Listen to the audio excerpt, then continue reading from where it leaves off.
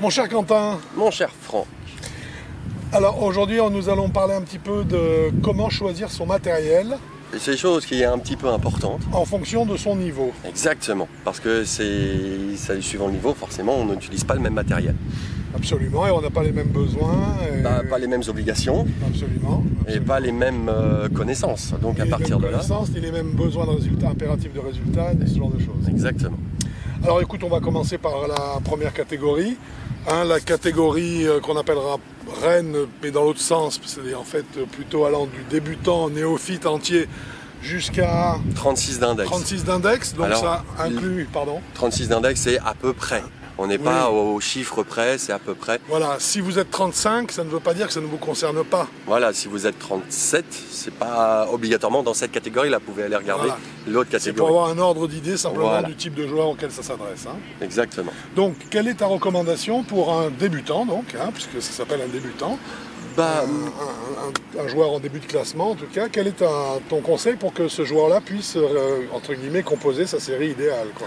Alors, pour faire simple, une fois que vous avez essayé le golf, et si vous êtes bien pris au jeu, et que vous avez décidé de prendre des cours ou de faire des parcours, et surtout de jouer au golf un peu plus longuement que juste l'initiation, personnellement, ce que je vous conseille, ce sont les demi-séries, déjà toutes préparées, que ce soit dans des magasins généralistes ou des magasins spécialisés.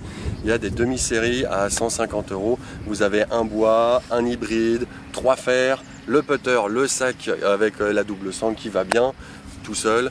Il n'y a besoin de rien d'autre. Puis ça coûte combien ça? Ça coûte aux environs de 150 € et vous n'avez besoin, alors après, du petit matériel, c'est-à-dire pas forcément des chaussures.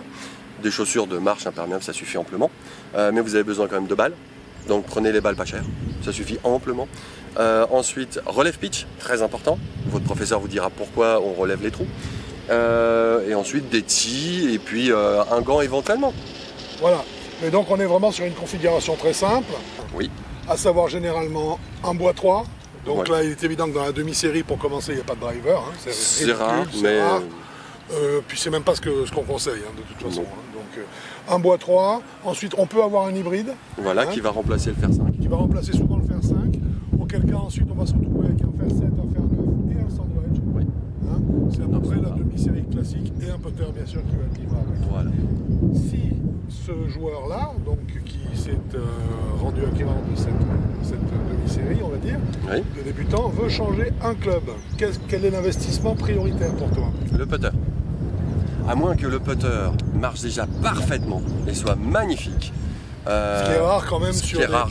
des séries à ce C'est pas prix-là. du mauvais matériel Non, quand même. mais enfin, Après, c'est une histoire de sensation et d'appréciation. C'est le premier outil à changer. S'il y a un outil à changer, c'est le putter. C'est tout.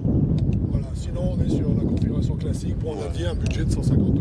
Voilà, c'est Je crois amplement que c'est en suffisant. gros tout ce qu'on peut dire. Ouais. C'est pas la peine de vous imaginer que le matériel fait que vous ratez des balles. Vous ratez des balles parce que vous êtes un jeune golfeur, que vous avez besoin de vous entraîner, vous avez Ouais. besoin de temps. Mais vos clubs, même dans ces gammes-là, ne sont pas de toute façon de très très mauvais clubs. C'est pas vrai. Non, Ce c'est sont pas des mauvais clubs. très corrects et qui sont largement suffisants pour commencer et pour jouer, comme on l'a dit, jusqu'à 36 de handicap. Exactement. C'est parfait. Quentin, je te remercie beaucoup. Je t'en prie, c'est un plaisir. À bientôt sur Avigolf. Avec plaisir aussi en parcours, par un Yes. beau temps comme ça.